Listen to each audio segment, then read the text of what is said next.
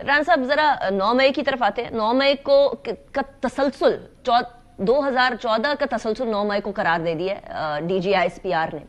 کیا آپ اس بات سے اگری کرتے ہیں کہ جو 9 مئی کو ہوا وہ اصل میں آغاز اس کا 2014 سے ہوا تھا اور 2014 کے بعد کلمنیٹ ہوا وہ آ کر 9 مئی پہ، یا آپ سمجھتے ہیں کہ وہ سلسلہ الگ تھا اور یہ سلسلہ الگ تھا؟ دیکھیں، پاکستان میں انتشار کی سیاست، اوئے توئے کی سیاست، نفرت کی سیاست، دوسروں کو جو ہے وہ بے عزت کرنے کی سیاست، دھرنوں کی سیاست، اس قسم کی گھٹیا سیاست جو ہے وہ اس کا آغاز پاکستان میں 2014 میں ہوا. دھرنوں سے سٹارٹ ہوا اور اب یہ آخری دھرنا جو 26 نومبر کو تھا، یہاں تک جو ہے وہ آپ اس پورے 10 سال کو دیکھ لیں، یہی کچھ جو ہے وہ آپ کو ملے گا.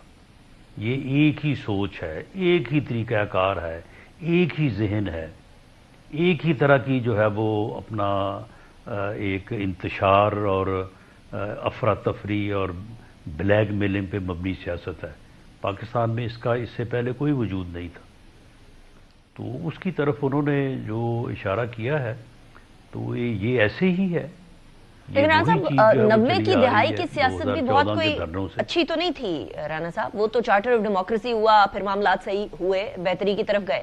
تو ہم ایکسپیکٹ کر سکتے ہیں کہ 90 کی دہائی کے بعد جو چارٹر آف ڈیموکریسی کے بعد چیزیں صحیح ہوئی تھی، اب یہ ساری 2014 کی بعد جو سیاست ہے اب جا کر وہ مذاکرات کے بعد صحیح ہو جائے گی؟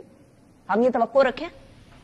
90 کی سیاست میں یہ اس میں کوئی شک نہیں کہ پیپلز پارٹی اور پی ایم ایل این کے درمیان جو ہے وہ ایک محاذ رائی کی کیفیت تھی. لیکن اس قسم کے انتشاری اور اس قسم کی افراتفری، اس قسم کی گھٹیا سیاست جو ہے وہ اس وقت نہیں تھی. یہ اس سے بہت اگلے درجے اور ڈگری کی سیاست جو ہے یہ 2014 میں جو ہے وہ شروع ہوئی ہے. پیپلز پارٹی اور مسلم لیگ نون کے آپس میں مذاکرات بھی ہوتے رہے، آپس میں جو ہے وہ ایک پولیٹیکل پارٹیز، رائیول پارٹیز میں جس طرح کے معاملات ہوتے ہیں وہ سارے ہوتے رہے. لیکن یہ 2014 سے اب اس میں تو ایک طریقہ کاری اور ہے نا کہ جو روا رکھا گیا. رانا صاحب ابھی جو مذاکرات ہیں ہم ان سے توقع کر سکتے ہیں کہ ان مذاکرات کے اختتام تک انتشار کی سیاست ختم ہو جائے گی اور مذاکرات کی سیاست فروغ پائے گی؟ ہم یہ توقع رکھیں؟ ابھی تک جو ایک ملاقات ہوئی ہے اس سے آپ کیا اخذ کر رہے ہیں؟ ان مذاکرات سے یہ کوشش کی جائے گی اور یہ ایک بہت اچھی پیش رفت ہے کہ دونوں پارٹیز نے ایک دوسرے کے مقابل ٹیبل پہ بیٹھنے کا فیصلہ کیا ہے.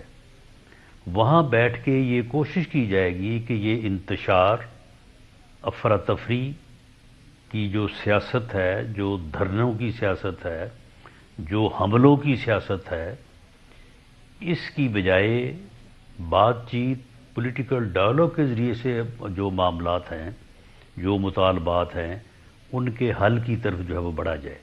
یہ مذاکرات ایک کوشش ہے اور امید کی جانی چاہیے کہ یہ کوشش جو ہے یہ کامیاب ہوگی.